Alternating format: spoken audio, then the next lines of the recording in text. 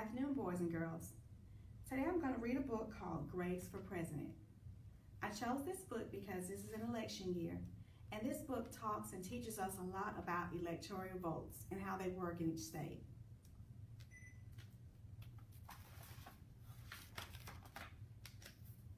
On Monday morning in September, Miss Barrington rolled out a big poster with all the president's pictures on it.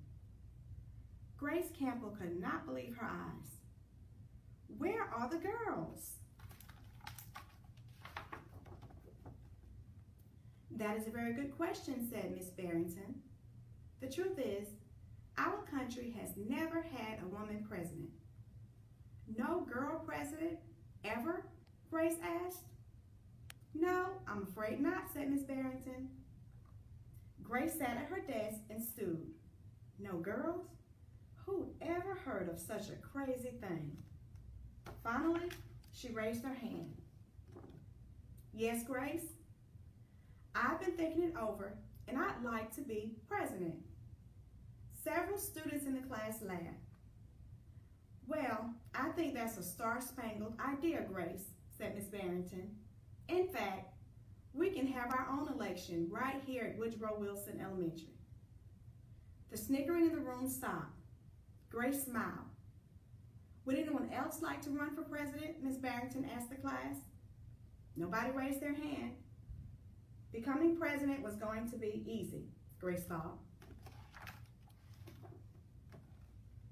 The next day, Miss Barrington made an announcement. In the name of democracy, I have invited Mr. Waller's class to join our election. Their class has nominated Thomas Cobb to be their presidential candidate. Grace's heart sank. Thomas was the school's spelling bee champion. His experiments always took a blue ribbon at the science fair. And he was captain of the soccer team. Becoming president wasn't going to be so easy after all, Grace thought. The teachers put the names of all 50 states and the District of Columbia into a hat. Everyone except for Grace and Thomas got to choose a state. I'm Texas, said Anthony. I'm New Hampshire, said Rose. I'm Michigan, said Robbie. What does the number 17 mean? Each state is assigned a number of electoral votes. The number is determined by how many people live in that state, said Miss Barrington. Each of you will be a representative for your state. Altogether, our country has 538 electoral votes, Mr. Waller explained.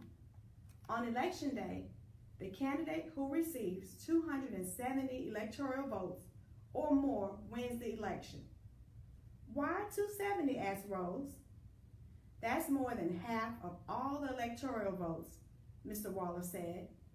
Becoming president really wasn't going to be so easy, Grace thought. Grace came up with a campaign slogan. Make history, vote Grace Campbell for president.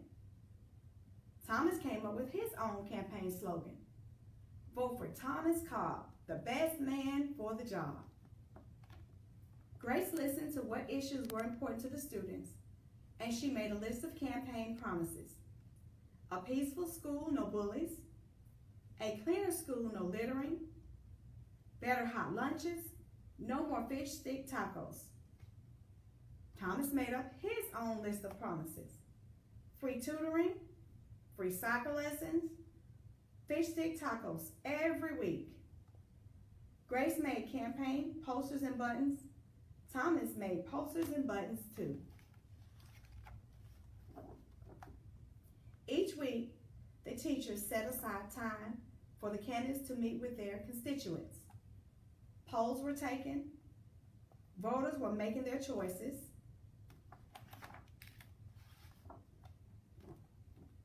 Grace continued to campaign. At recess, she gave speeches. During lunch, she handed out free cupcakes. After school, she held rallies.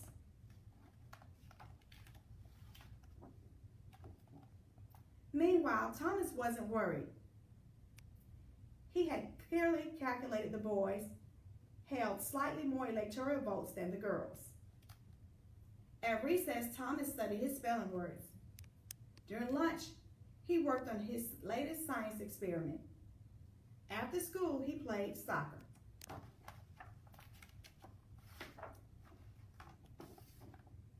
Even before the election, Grace made good on her promises. She joined the safety squad. She organized a school beautification committee, and she volunteered her time in the school cafeteria.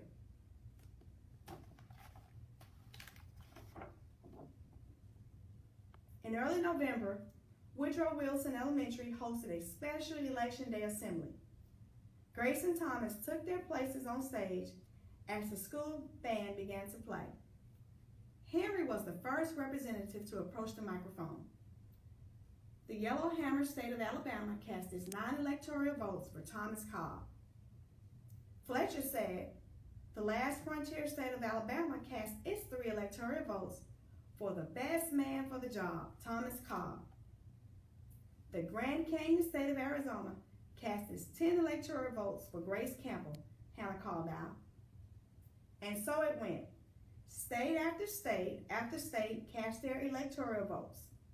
The scoreboard in the gymnasium kept track of the totals. The voting demonstration was quickly coming to an end. Clara approached the podium. The Badger state of Wisconsin cast its 10 electoral votes for my best friend, Grace Campbell.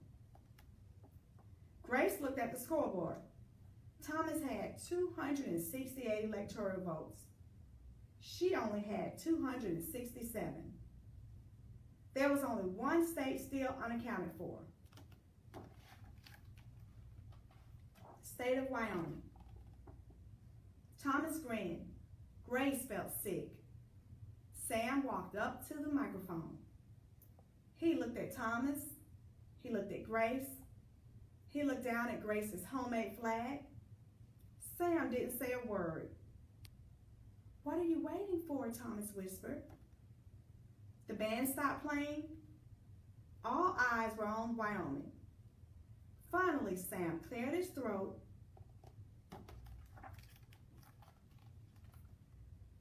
The Equality State of Wyoming cast its 3 electoral votes for Grace Campbell. The gymnasium erupted in loud cheers and a few boos. Ms. Barrington approached the podium. With 270 electoral votes, the winner is Grace Campbell. Thomas looked stunned. Grace hugged Sam. Why did you do it? She asked. Sam handed Grace his flag. Because, he said, I thought you were the best person for the job. The following week, the students in Ms. Barrington's class were preparing for their career day presentations. Grace volunteered to go first. She stood at the front of the room and glanced at the poster still hanging on the wall. My name is Grace Campbell, and when I grow up, I'm going to be President of the United States. This time, everyone believed that she would.